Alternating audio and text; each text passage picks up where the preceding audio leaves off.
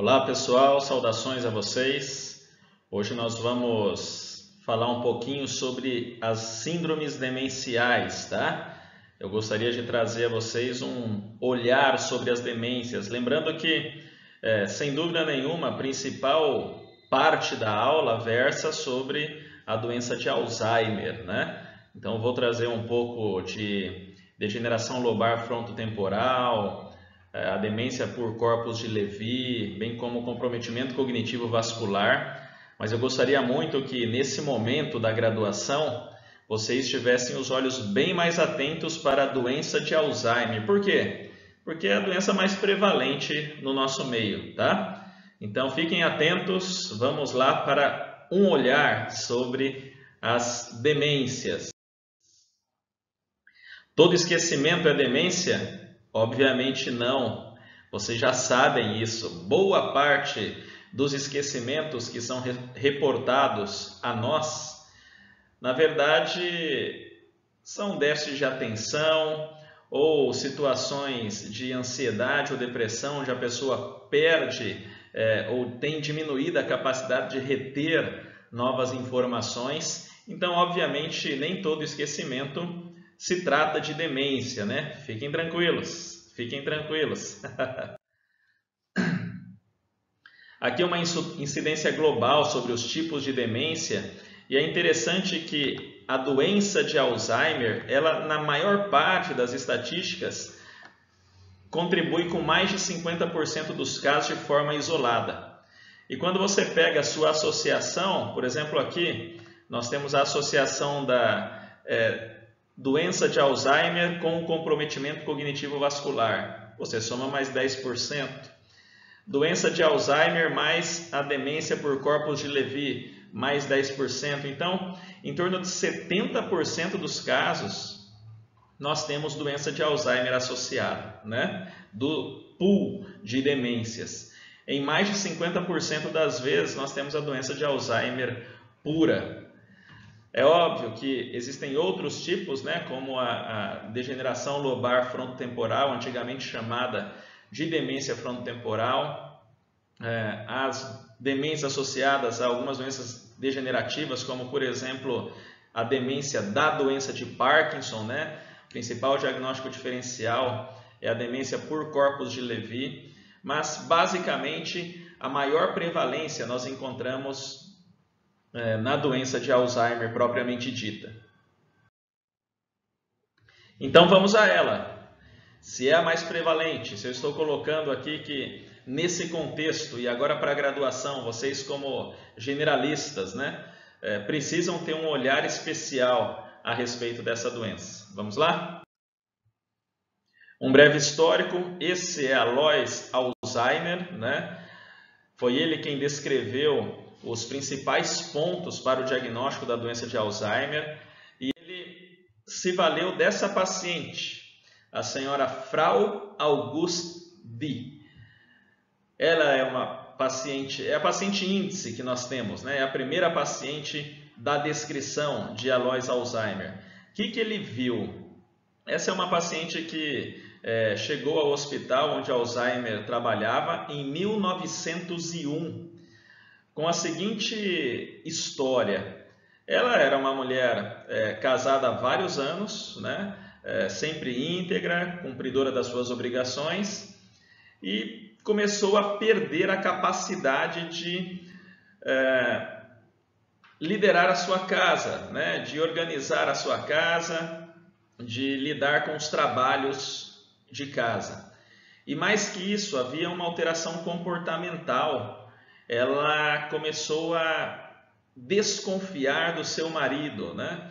E ele era um homem conhecido na sociedade por sua integridade, por sua alta moral, mas ainda assim ela dizia que ele estava tendo um caso com a vizinha. E isso foi se avolumando, isso daí foi aumentando. Tanto essas alterações de comportamento, esse ciúme doentio, como a perda das suas funções dentro de casa e alteração na linguagem e na escrita. Tanto que existem figuras da entrevista de Alois Alzheimer com essa paciente e ela não era capaz de escrever o seu próprio nome, né? Logo nos quadros iniciais da sua entrevista com o Dr. Alzheimer.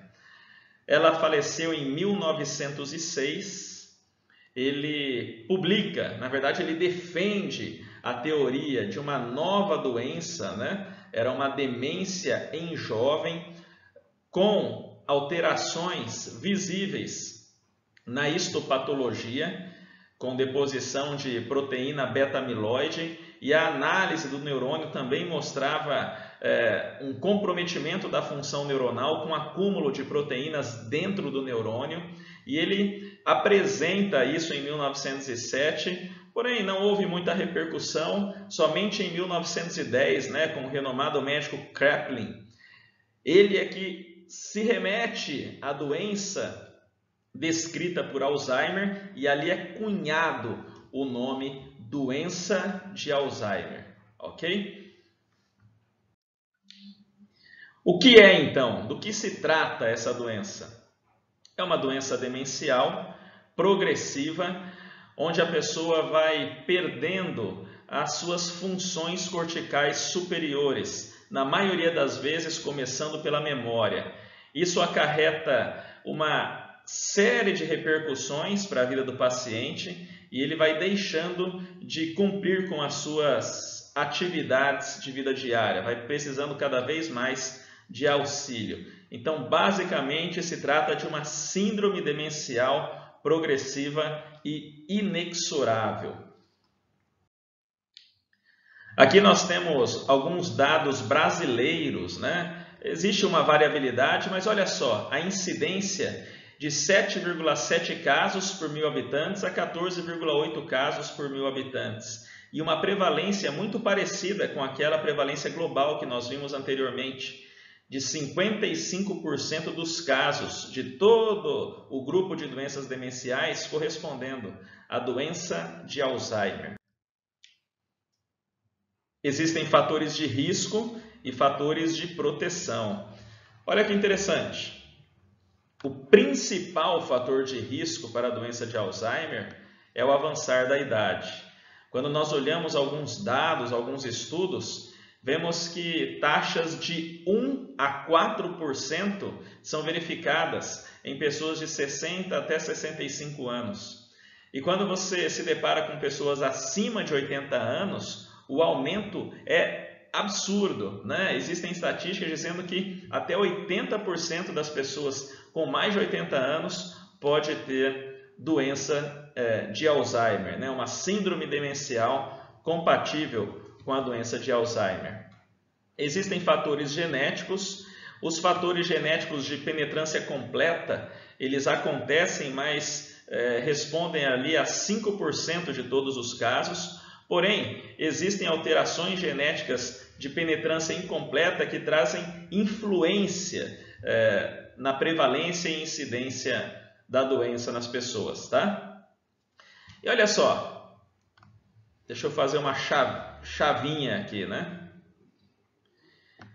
Alguns fatores de risco como hipertensão, obesidade, dislipidemia, diabetes mellitus e tabagismo são importantes fatores de risco para a doença de Alzheimer.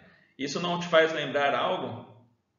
São os mesmos fatores de risco para as doenças cardio- e cerebrovasculares, não é isso? Hipertensão, obesidade, dislipidemia, diabetes e tabagismo. Hoje nós entendemos cada vez mais que comprometimento cognitivo vascular e doença de Alzheimer têm semelhanças quanto aos seus fatores de risco, e no final, muitas vezes existe uma sobreposição de uma com a outra. E o TCE, hoje já é bem documentado as lesões da função neurológica, da função cognitiva após traumas repetitivos. Daí a demência pugilística, né? Que poucos anos atrás era um assunto bastante em voga, tá? Mas guardem, o avançar da idade é o principal fator de risco para a doença de Alzheimer, e os fatores cardiovasculares e cerebrovasculares têm grande influência também na doença. Obviamente, nós temos fatores de proteção, entre eles a alta escolaridade e a atividade intelectual produtiva. Por isso, tem que estudar, né? Você quer se proteger da doença de Alzheimer? Invista nos fatores de proteção, e entre eles o estudo. Por quê? Aí nós entramos no conceito de reserva cognitiva. Quem tem mais reserva cognitiva, teoricamente, vai apresentar também uma chance maior de lidar com a doença, de viver com mais qualidade de vida em vigência da doença, né? Ele tem mais redes neuronais que podem ajudá-lo quando a função neuronal em si for comprometida. A atividade física, e aqui também nos faz lembrar dos fatores de risco cardiovasculares e agora do fator de proteção cardiovascular. E fatores alimentares, né? Por exemplo, a dieta do Mediterrâneo, uma dieta rica em peixe, em frutos do mar, pode ter alguma influência, algum benefício como fator de proteção para síndrome demencial compatível com doença de Alzheimer, ok?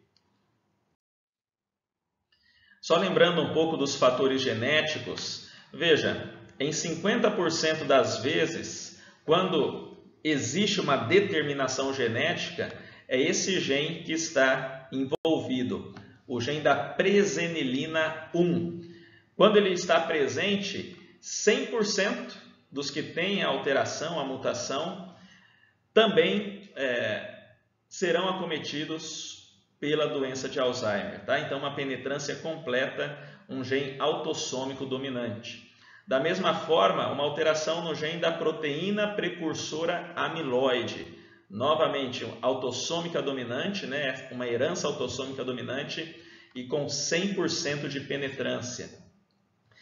O gene da presenilina 2, ele tem alta penetrância, porém não é 100%. 95% das vezes a pessoa terá a doença de Alzheimer, né? Aquela pessoa que tem a mutação, também autossômica dominante. E eu gostaria que vocês ficassem atentos à alteração do gene na apolipoproteína E4. Esse gene está relacionado à forma familiar e esporádica da doença de Alzheimer, né? A sua forma com início tardio, que é a forma mais clássica. Existe um risco aumentado de 3 vezes para cada cópia do gene. Então, quando nós temos uma homozigose, o risco ele é mais alto, tá? Do que em heterozigose. Perfeito? Então, a apolipoproteína 4 tem uma influência grande nas pessoas que desenvolverão a doença de Alzheimer. Embora não haja uma dominância, uma penetrância completa, melhor dizendo, nós temos uma influência importante com a alteração desse gene. Sobre neuropatologia, o que nós sabemos hoje, né? Basicamente, o que o Dr. Alzheimer nos deixou de legado. Vamos voltar aqui. Bom, eu estava na proteína beta-amiloide, né? Então vamos passar para os emaranhados neurofibrilares, tá? Os emaranhados neurofibrilares, pessoal, compõem-se de uma proteína tal hiperfosforilada dentro do neurônio, né? Então nós podemos verificar aqui uma proteína tal hiperfosforilada. Essa proteína tal, ela faz parte normalmente dos microtúbulos neuronais. Porém, por algum motivo existe uma hiperfosforilação, ela perde a sua função e ela acaba trazendo dano funcional e pode levar à morte o neurônio. E é o que realmente acontece, tá? Então, neuropatologicamente, nós temos a deposição de proteína beta-amiloide, formando as placas senis de forma extracelular, né, no parênquima cerebral, e na forma intracelular nós temos a formação dos emaranhados neurofibrilares. Aqui, com relação à neuropatologia, nós vemos uma importante atrofia do hipocampo, com aumento dos sulcos e fissuras cerebrais, né, no cérebro alterado, né, e uma dilatação ventricular compensatória. Então, aqui o cérebro normal, a região do hipocampo perfeita, bem robusta, os sulcos num padrão normal, as fissuras num padrão normal. Aí aqui nós vemos o hipocampo na doença de Alzheimer bem atrofiado, um grande aumento de sulcos, de fissuras e uma dilatação ventricular que nós chamamos de dilatação por ex-vácuo. É uma dilatação compensatória de toda essa atrofia. Aqui novamente a mesma ideia, né? Você consegue verificar uma atrofia principalmente na região da memória, né? Na região hipocampal, que tem uma grande influência na memória. E aí nós conseguimos entender por que essa doença traz alterações importantes da memória, porque o hipocampo ele é destruído na doença de Alzheimer. Essa é uma figura que mostra o metabolismo, né, da glicose na doença de Alzheimer. Então você percebe uma perda das áreas quentes, né, das áreas vermelhas aqui. Quanto mais para a direita, menos área vermelha, então seja menos metabolismo comparado com o cérebro normal. Muito bem, já que nós entendemos a definição, vimos a fisiopatologia, vamos falar um pouco do quadro clínico, né? Para pensar em doença de Alzheimer, nós precisamos de sintomas insidiosos, ou seja, existe uma evolução de meses a anos. A piora ela deve ser progressiva, então não é de um dia para o outro. Se você tem uma alteração da memória, um declínio cognitivo de um dia para o outro, isso não é doença de Alzheimer. Isso pode ser uma confusão, um delírio por infecção, alteração do metabolismo. Você pode ter um AVC gerando uma alteração cognitiva, mas não doença de Alzheimer em si.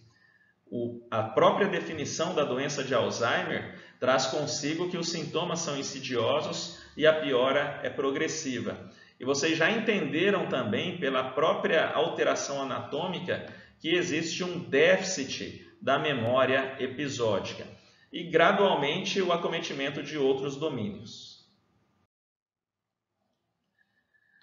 Na prática, as pessoas começam a esquecer-se dos acontecimentos recentes, né, dos compromissos, não dão recado.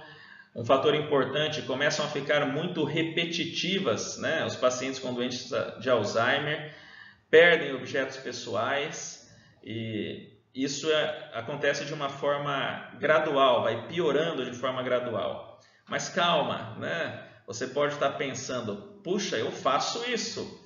Eu me esqueço dos compromissos, né? Eu perco, não sei onde coloco as coisas. Aqui, pessoal, o ponto é que isso se torna uma repetição e, de alguma forma, a vida da pessoa começa a ser prejudicada por essas características, né?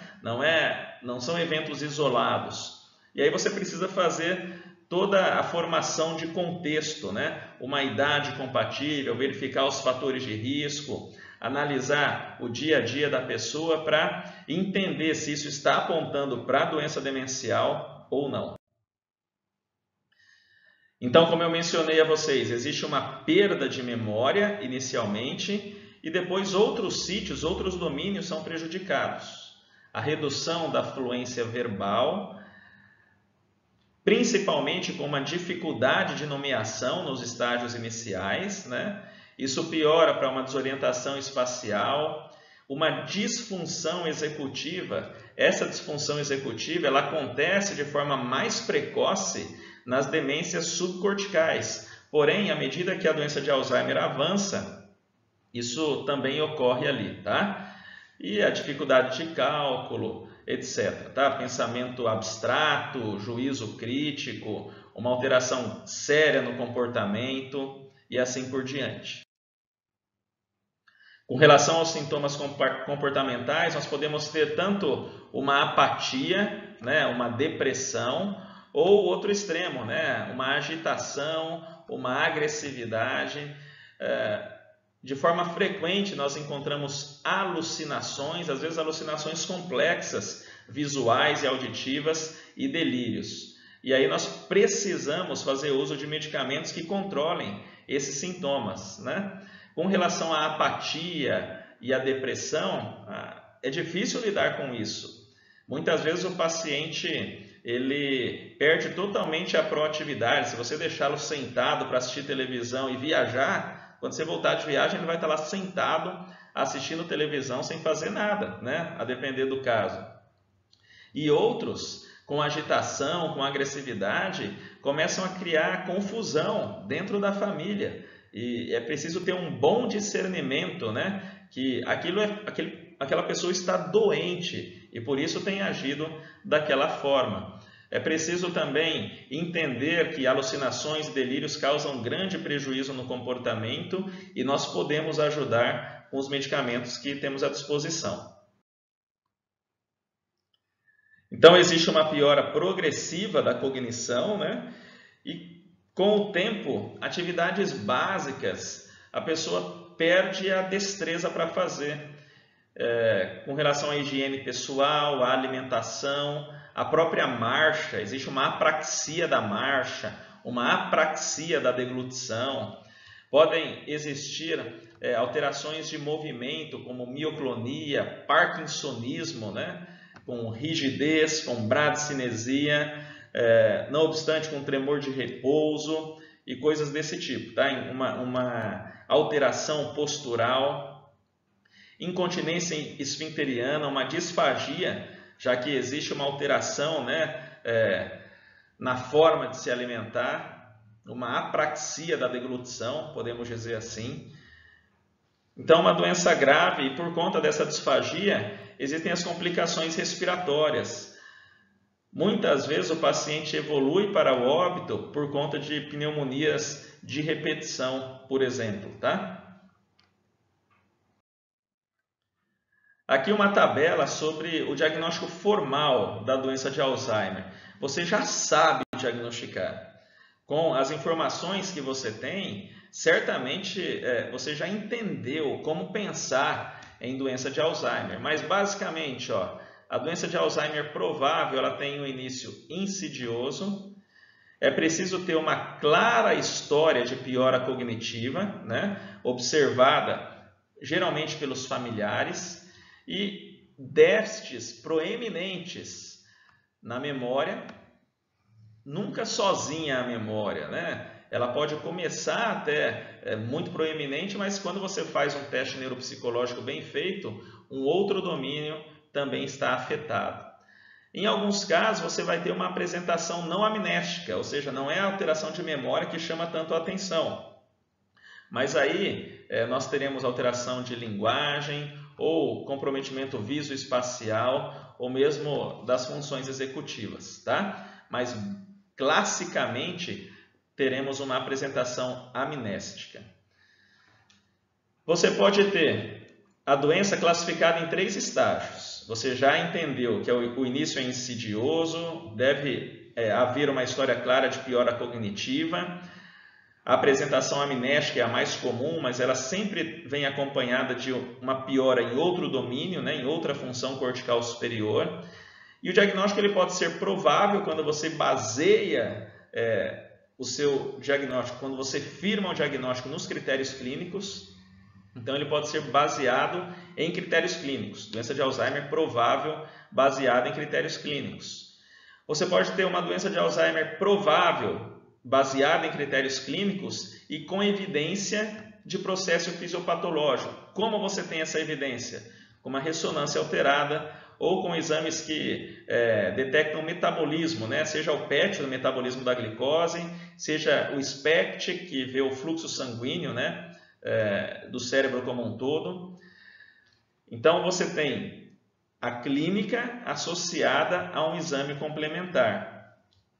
E você pode também ter a doença de Alzheimer provável com evidência alta de processo fisiopatológico. E aí nós entramos no campo dos biomarcadores moleculares, né? A dosagem de proteína tal, de beta-amiloide também. Isso, eu creio que no futuro próximo vai estar mais próximo de nós. A doença de Alzheimer possível, ela preenche os critérios de diagnóstico provável, aqueles critérios clínicos, né, que eu mencionei, início insidioso, piora cognitiva, uma apresentação geralmente amnéstica com mais um domínio, acometido, porém está estranho, né? Tem uma outra doença associada, ou então a evolução está rápida demais, ela é possível, mas você fica com o pé atrás.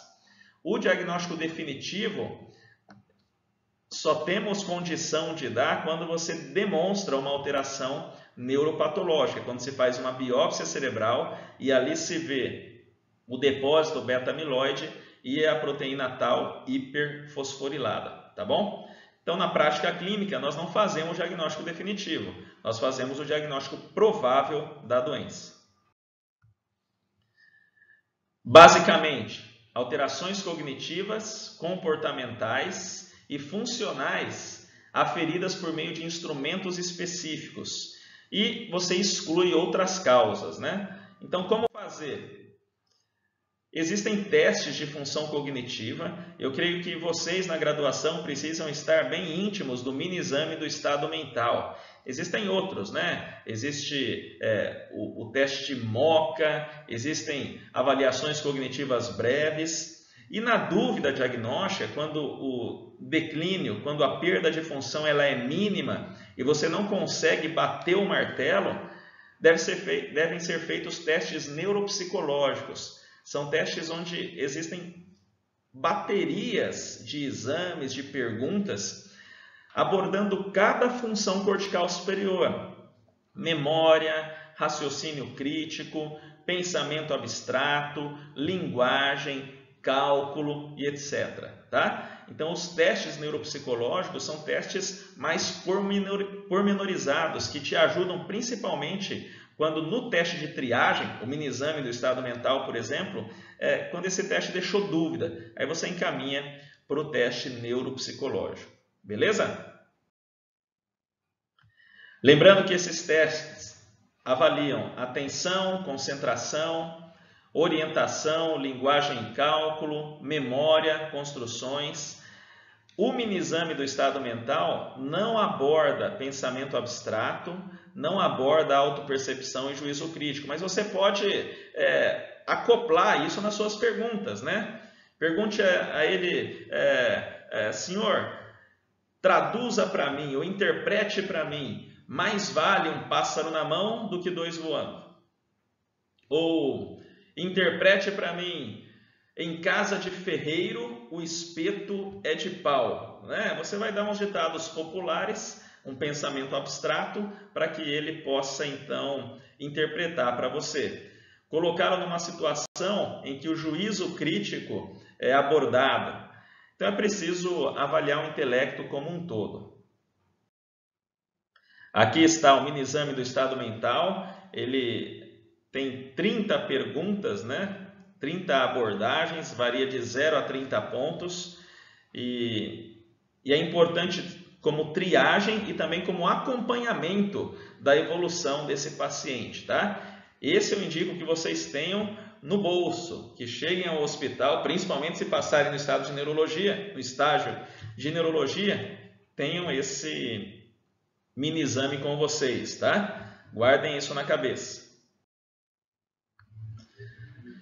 Então veja, você tem o paciente, né, com a suspeita de declínio cognitivo, você fez a sua avaliação, usou o seu teste diagnóstico, o seu instrumento diagnóstico, né, a sua bateria de perguntas, e é necessário então pedir exames complementares, um hemograma, creatinina, provas tireoidianas, proteínas, né, incluindo as transaminases hepáticas, vitamina B12, ácido fólico, em casos selecionados VDRL, HIV, a sorologia para HIV e em alguns casos também fazer a punção licórica para descartar infecção.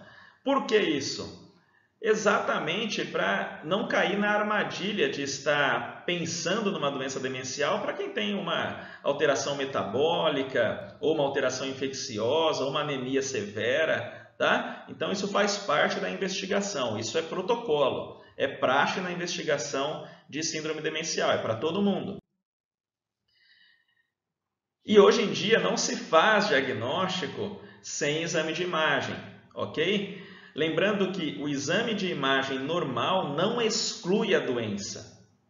Porém, às vezes você vai estar diante de outro problema. Às vezes está ali uma hidrocefalia de pressão normal, ou você encontra uma neoplasia, ou você encontra múltiplos AVCs. A ressonância magnética de crânio no nosso meio é o mais pedido. A gente consegue ver melhor na ressonância magnética de crânio as partes moles.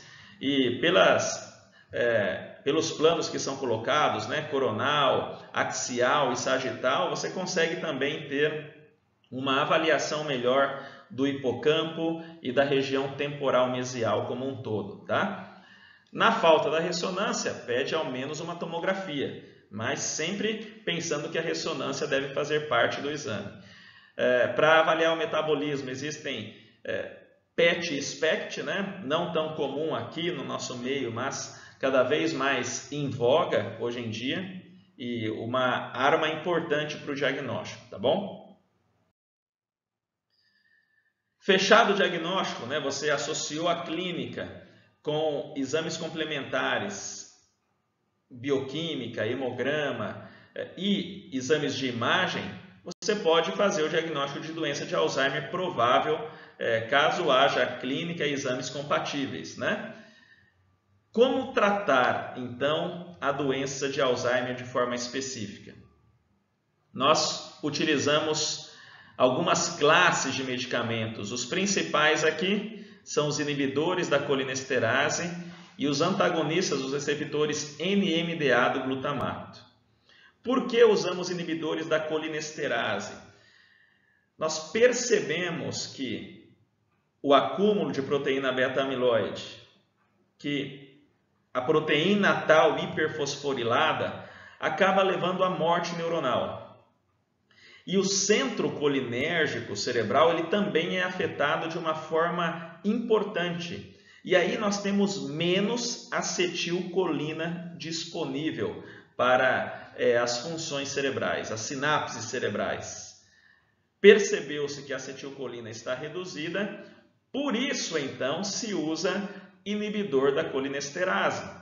Ora, você vai impedir a degradação da acetilcolina, vai permitir uma maior disponibilidade desse neurotransmissor e uma melhora sintomática. Então percebam, nós não estamos aqui tratando a causa. Eu não estou tratando a proteína beta-amiloide depositada no parênquima cerebral. Eu não consigo retirar as placas senis. Eu não consigo mudar a conformação do neurônio doente, aquela proteína tal hiperfosforilada. Não, eu estou tratando o sintoma, a consequência. Quando nós conseguirmos atuar em nível de causa, certamente os resultados serão melhores, né? Mas os estudos mostraram boa resposta, né? Benefício com o uso dos inibidores da colinesterase. E aí nós temos 3. A donepezila, você pode usar 10 mg, geralmente você começa com 5, em 2 a 4 semanas aumenta para 10 mg uma vez ao dia. A rivastigmina, existem comprimidos de 1,5, 3 e 6 mg, né? Você em dose gradual vai aumentando até chegar a 6 mg de 12 em 12 horas, caso o paciente tolere. E a galantamina, comprimidos de 8, 16 e 24 horas. Você pode também aumentar em doses graduais para chegar à dose plena. Em situações de doença moderada a moderadamente grave, existe benefício com associação dos inibidores da colinesterase com os antagonistas NMDA do glutamato, né? Funciona como um antiglutamatérgico. O glutamato ele é um neurotransmissor excitatório e entende-se que na doença de Alzheimer existe uma alteração na sua função, existe uma piora da função neuronal, uma piora dos sintomas com excesso de glutamato. Por isso se usa um antiglutamatérgico, tá? Um antagonista do receptor do glutamato. Para tratar sintomas, nós temos aqui os antidepressivos, os antipsicóticos e o tratamento das intercorrências, geralmente as intercorrências infecciosas, as quedas. Basicamente, o tratamento específico, inibidor da colinesterase, antagonistas do glutamato, do receptor do glutamato. E o tratamento sintomático, aí nós temos os antidepressivos, os antipsicóticos, principalmente quando existe uma agitação, delírio, alucinação, e aí nós podemos lançar a mão desse tipo de medicamento. Perfeito? É necessário que haja uma rede bem estruturada, multiprofissional, que treine, treine cuidadores, que otimize a atenção dada por fisioterapeutas, fonoaudiólogos, nutricionistas, terapeutas ocupacionais, psicólogos para o paciente, para a família do paciente também, enfermeiros, médicos, uma vida social plena na medida do possível, Não deixar o paciente em isolamento social, isso é muito ruim como resultado de tratamento. Pelo contrário, nós precisamos ter uma estimulação social, como nós vemos aqui, Ele precisa estar inserido na sociedade, nem tudo é remédio. Uma estimulação cognitiva, a estimulação física e uma organização do ambiente para ele errar menos. Ele precisa ter a rotina para evitar quedas, para conseguir ir ao banheiro o máximo de tempo de forma independente, ir para a cama e dormir também de forma independente e coisas desse tipo, tá bom? Então existe o tratamento medicamentoso, o tratamento multiprofissional e a estimulação, seja ela cognitiva, social ou física, bem como essa organização do ambiente. O prognóstico é variável, existem pacientes que evoluem rapidamente, mas no geral a média é de uma evolução de 7 a 10 anos e infelizmente esses pacientes eles acabam morrendo por complicações infecciosas, na maioria das vezes complicações respiratórias. O que esperar do futuro? Vocês já sabem, nós infelizmente ainda tratamos o sintoma, que é a queda de acetilcolina. Esperamos que, à medida que aumenta-se o conhecimento da fisiopatologia da doença, novas propostas de drogas surjam no sentido de melhorar aquela deposição de proteína cerebral, ou mesmo de, quem sabe, uma terapia genética. Existe um grupo de professores que defende isso, uma terapia genética que impediria a morte neuronal por esse controle dessa hiperfosforilação da proteína tal. Coisas para o futuro, É um futuro que traz esperança, mas nesse momento nós temos 4 drogas: donepezila, rivastigmina, galantamina. Dessas 3, vocês vão escolher uma para tratar o paciente, são os inibidores da colinesterase. E aí associa essa que você escolheu com o antiglutamato, que é a memantina. 10 miligramas, 2 vezes ao dia. Essa é a dose plena, tá bom? Então esses são os principais pontos, meus amigos, da doença de Alzheimer. Vamos falar um pouco de comprometimento cognitivo vascular. Entendemos hoje que a doença de Alzheimer e o comprometimento cognitivo vascular muitas vezes caminham próximas ou caminham juntas, tá bom? A estimativa global é que no total de síndromes demenciais, em torno de 15 a 20% tem a contribuição do comprometimento cognitivo vascular. 1 a 2% na população de 65 a 70 anos, 20 a 40% nos acima de 80 anos. Então, da mesma forma que a doença de Alzheimer, existe um fator de risco importante que é a idade.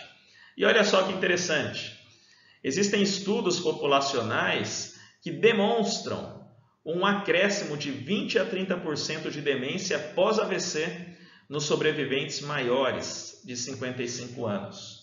Então, uma relação entre o AVC, o stroke, com a demência, com o comprometimento cognitivo vascular.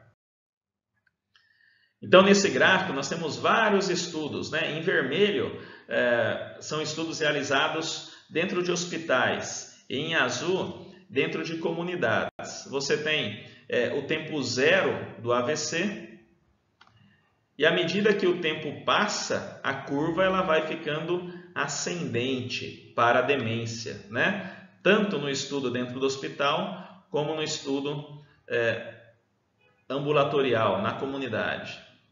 Então, quanto mais o tempo passa, maior a chance de uma pessoa que teve AVC desenvolver também síndrome demencial. E existem algumas características, né, que levam a isso.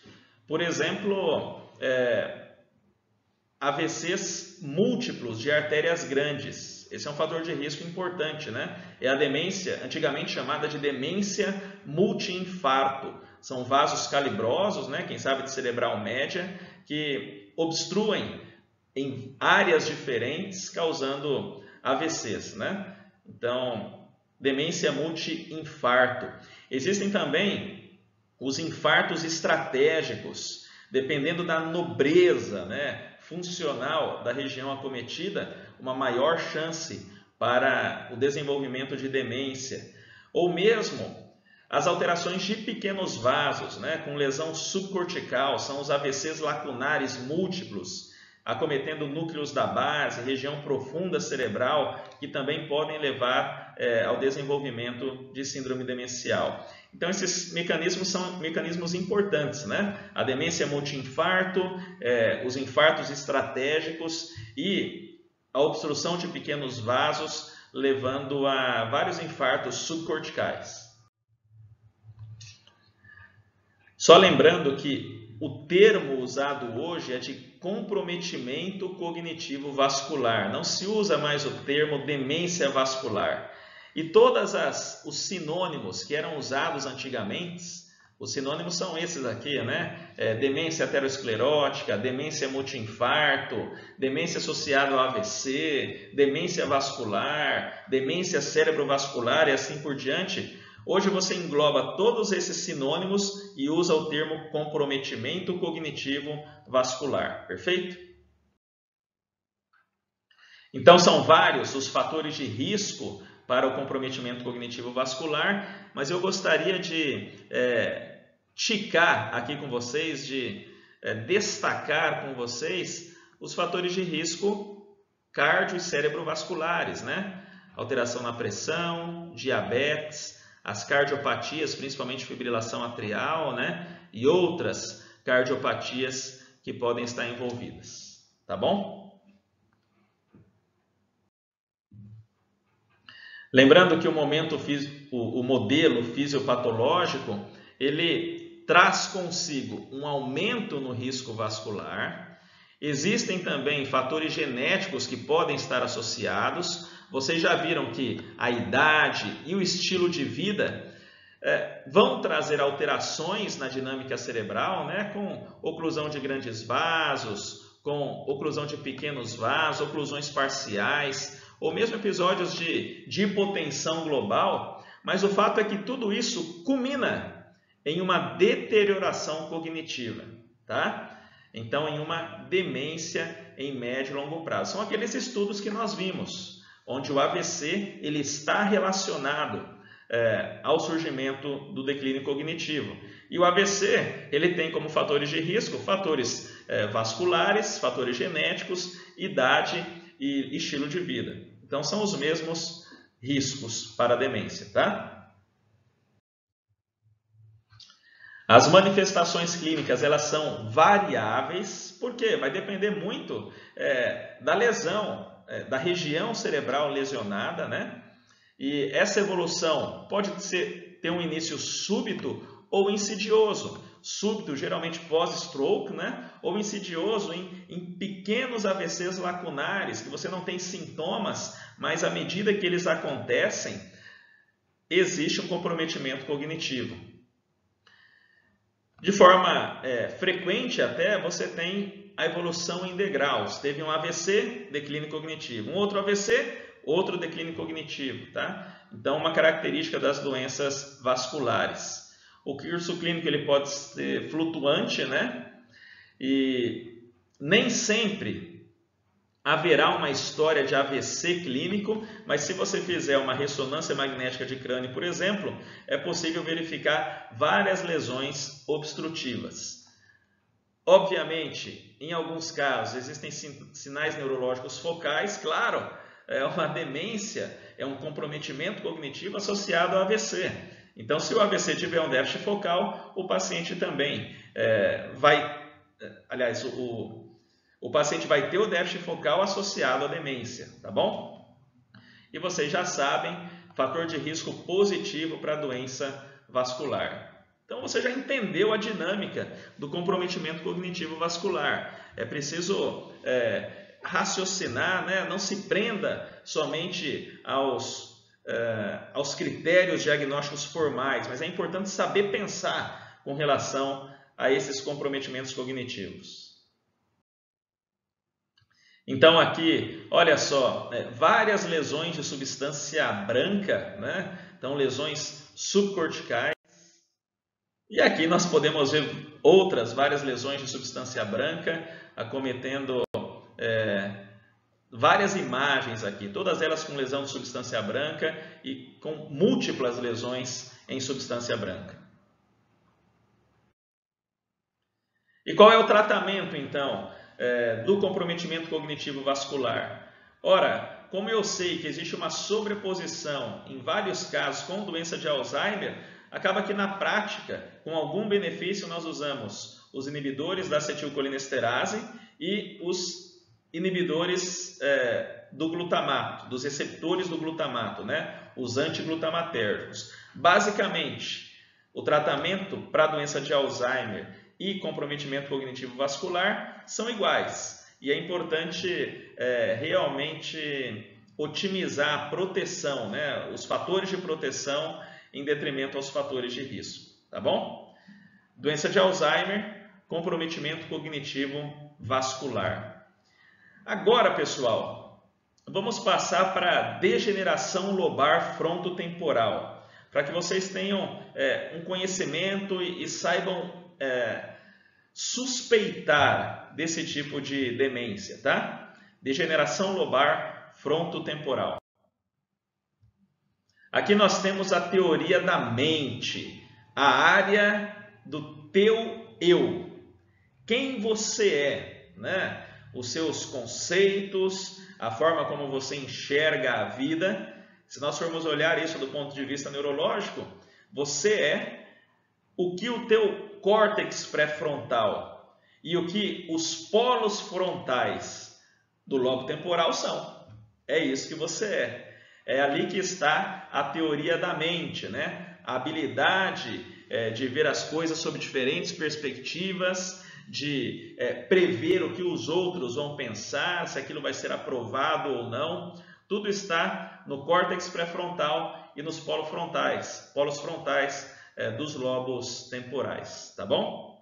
E é essa área acometida pela degeneração lobar frontotemporal. Então, o que você imagina que o paciente vai ter de sintomas? Se a mente, né, essa teoria da mente vai ser afetada, o paciente ele acaba perdendo um pouco a sua personalidade. Ele muda o seu jeito de ser, quem ele é, os seus conceitos mudam, o seu comportamento muda.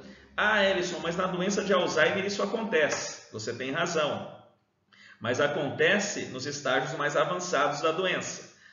Na doença de Alzheimer, você tem inicialmente um comprometimento, na maioria das vezes, da memória, tá? E os outros sítios, as outras funções corticais, elas vão piorando com o tempo, tá certo? Aqui não. No início da doença existe uma alteração do comportamento, dos conceitos defendidos pela pessoa, ela fica mais desinibida muitas vezes e faz coisas que não faria antes. Qual a epidemiologia? É a segunda causa de demência na população com menos de 65 anos. Então, entre 45 e 65 anos, a degeneração lobar frontotemporal, antigamente conhecida como demência frontotemporal, é a segunda causa de demência. Qual é a primeira? Continua sendo a doença de Alzheimer. Em todas as faixas etárias, a doença de Alzheimer é a primeira causa de demência, tá bom? As frequências variam entre 1 e 12% do total de demências. A variante comportamental é a mais frequente, então eu vou comentar com vocês algumas variantes dessa degeneração lobar frontotemporal, ok? A idade de início é variável, mas geralmente a faixa etária é mais jovem, né? Pode variar desde 45 até 65 anos. E a sobrevida ela é menor, de 6 a 8 anos após o início dos sintomas. Importante lembrar, pessoal, que conhecer, na verdade, que a degeneração lobar frontotemporal ela tem relação com as alterações proteicas, né? Com o acúmulo de proteínas tau, por exemplo, ou com o acúmulo de proteína TDP43, ou mesmo, em pequenos casos, com o acúmulo da proteína FUS, tá? Focar realmente na proteína tau, as taupatias e a proteína TDP43, tá? Existe uma história familiar de demência em até 10% dos casos e um padrão autossômico dominante em até 10% dos casos. Existem vários genes que podem estar envolvidos, né? Como o C9orf72. Esse gene C9orf72 tem uma associação entre a degeneração lobar frontotemporal e a doença do neurônio motor, como por exemplo a esclerose lateral amiotrófica, né? Vocês não conseguem enxergar aí, mas também o gene MAPT, ele está envolvido em vários casos de demência frontotemporal e o GRN, são os principais, C9orf72, MAPT e GRN. Lembrar também que existe uma disfunção proteica, um acúmulo de proteínas, principalmente proteína tau e proteína TDP43, que apontam para a doença frontotemporal. Ok, pessoal, com relação aos sintomas, eu já havia mencionado a vocês, na maior parte das vezes existe uma variante comportamental. O paciente ele fica mais desinibido, ele começa a abordar assuntos mais constrangedores, existe uma alteração realmente do seu comportamento. Porém, em uma menor frequência, nós temos uma afasia progressiva primária. E essa afasia progressiva primária, ela se divide em dois braços. A afasia progressiva não fluente e a demência semântica. O que é essa afasia progressiva não fluente? O paciente ele vai perdendo a capacidade de se comunicar. Ele começa a ter dificuldade em encontrar palavras, em nomear objetos. Ele, por exemplo, se você diz para ele, fala várias palavras com a letra F, ele vai perdendo a sua capacidade. Cada vez seu vocabulário vai ficando mais pobre, tá? Ele vai demorando mais para completar o raciocínio. Então, essa é a afasia progressiva não fluente. É uma variante da degeneração lobar frontotemporal. E a outra variante aqui é a doença semântica, a demência semântica.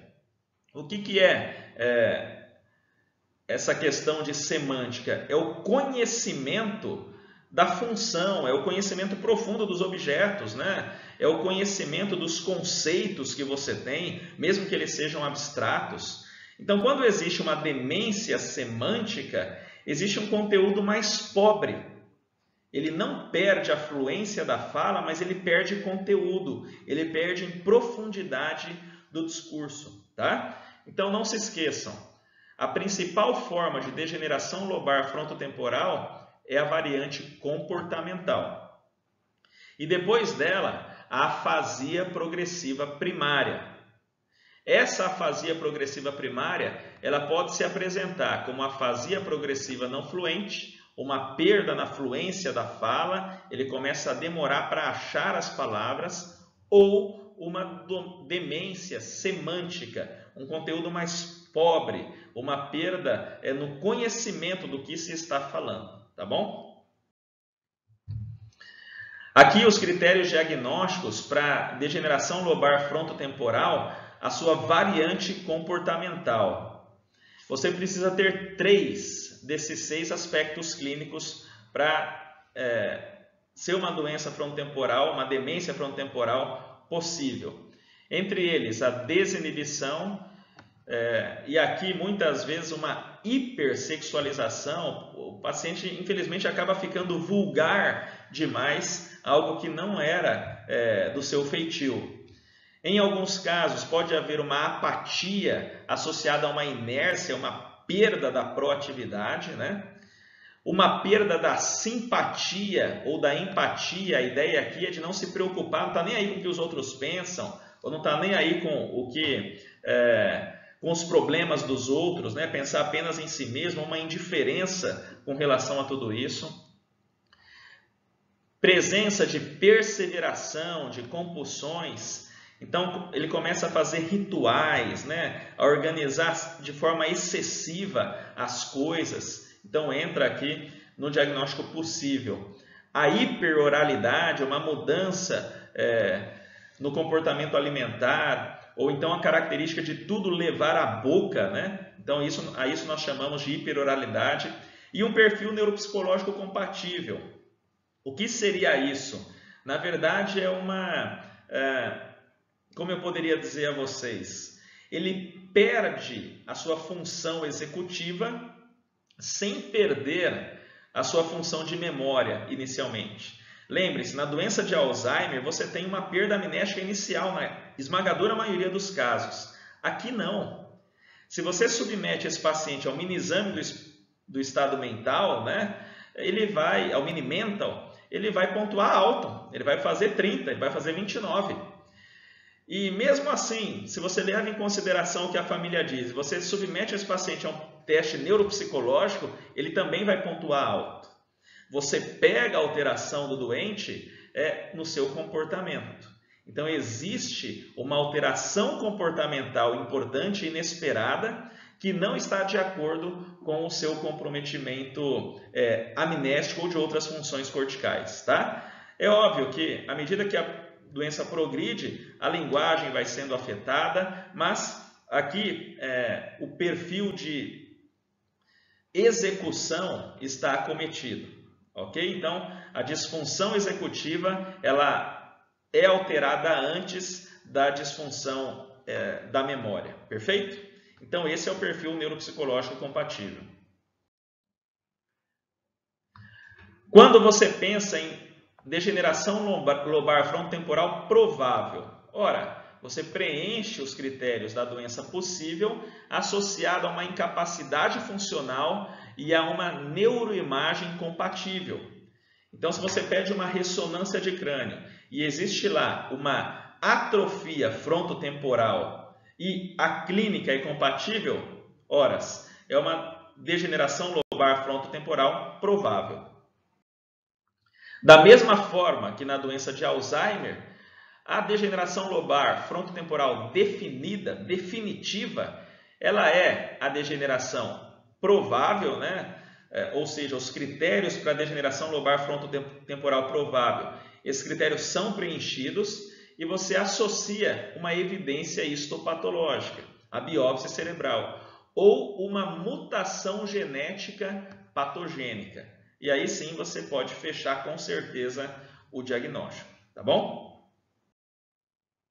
Aqui a neuroimagem, então perceba, né? A região anterior aqui, uma atrofia frontotemporal.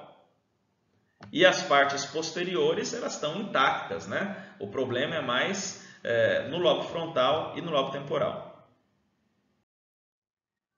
Aqui de forma bem evidente também, né? Numa visão lateral. Então você percebe claramente que à direita existe uma escassez do parênquima cerebral na região frontal, né? Então é um desafio diagnóstico, principalmente nas fases iniciais. Por quê? Existe um perfil clínico anormal, mas a avaliação neuropsicológica, os testes que nós temos para avaliar as funções corticais superiores, você vai encontrar tudo normal. Então, realmente é um desafio e nós precisamos estar atentos ao comportamento e fazer o diagnóstico diferencial com doenças psiquiátricas, né? À medida que a doença evolui, começa a ficar mais fácil isso, começa a ficar mais claro tudo isso. As intervenções farmacológicas específicas, infelizmente, não têm o mesmo êxito que na doença de Alzheimer ou no comprometimento cognitivo vascular. Não há um tratamento específico para a degeneração lobar frontotemporal. Porém, nós vamos lidar com medicamentos à medida que sintomas podem estar acontecendo, né? Ele está deprimido, você usa antidepressivo. Ele está com sintomas psicóticos, você vai usar um antipsicótico e assim por diante. Nós vamos tratar mais os sintomas do que a causa em si nessa doença. Certo, pessoal? Vamos então finalizar a aula pincelando com vocês as demências relacionadas às alfa-sinucleínas, tá? Então são as demências por corpos de Levy. O que, na verdade, define a demência com corpos de Levy? Da mesma forma que na doença de Parkinson, você vai ter uma alteração estrutural, uma inclusão citoplasmática chamada corpos de Levy. A principal proteína envolvida é a alfa-sinucleína. Por isso, a demência com corpos de Levy entra na classe das alfa-sinucleinopatias, assim como a doença de Parkinson.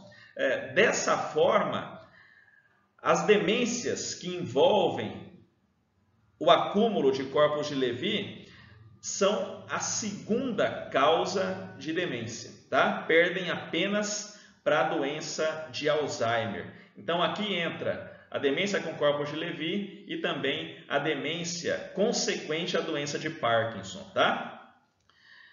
Com relação a essa demência clássica, né, demência com corpos de Levy, nós temos uma tríade clássica: as alucinações visuais bem elaboradas, o declínio cognitivo, né, as flutuações cognitivas e o parkinsonismo. Aí você pode me perguntar, se você estiver atento, né, quando eu sei que se trata de uma demência consequente à doença de Parkinson ou uma demência com corpos de Levy? Excelente pergunta. Eu sei que você pensou nisso. Na demência com corpos de Levy, o comprometimento cognitivo ele vem antes. E só depois é que você tem as alterações motoras da doença de Parkinson.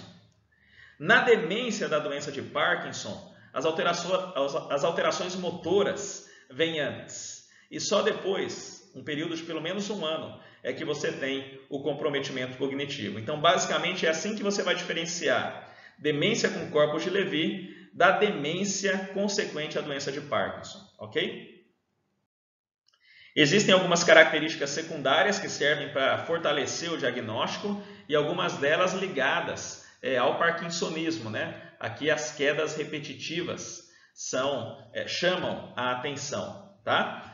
Da mesma forma, a sensibilidade ao uso de neurolépticos. Nós sabemos que os pacientes parkinsonianos, eles são sensíveis, aumenta a rigidez e a bradicinesia em uso de neurolépticos. A imagem pode nos ajudar em alguns casos, né? Existe uma atrofia putaminal, né, desse núcleo da base.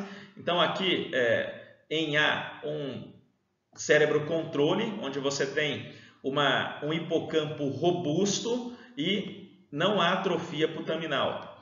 Aqui em B, a doença de Alzheimer, você tem alguma atrofia putaminal, porém um grande comprometimento hipocampal. Não vai dar para ver direito a C aqui, mas existe uma relativa preservação dos hipocampos quando comparado à doença de Alzheimer e uma atrofia putaminal, tá? Então, o radiologista vai ter a sua propriedade para apontar para a doença de corpos de Levy. Perfeito, pessoal? Então é isso. Eu queria abordar com vocês os principais pontos, né, das demências. Lembrando que a estrela aqui, sem dúvida nenhuma, é a doença de Alzheimer, mas você já tem agora um substrato, informações a respeito do comprometimento cognitivo vascular, degeneração lobar frontotemporal e a demência com corpus de Levy, tá? Eu espero que essa aula tenha te ajudado, né? Que ela possa ter agregado conhecimento e continuem a caminhada aí, estudem neurologia. Isso é que vai fazer de vocês diferentes dos outros, tá bom? Um abraço, pessoal, tudo de bom.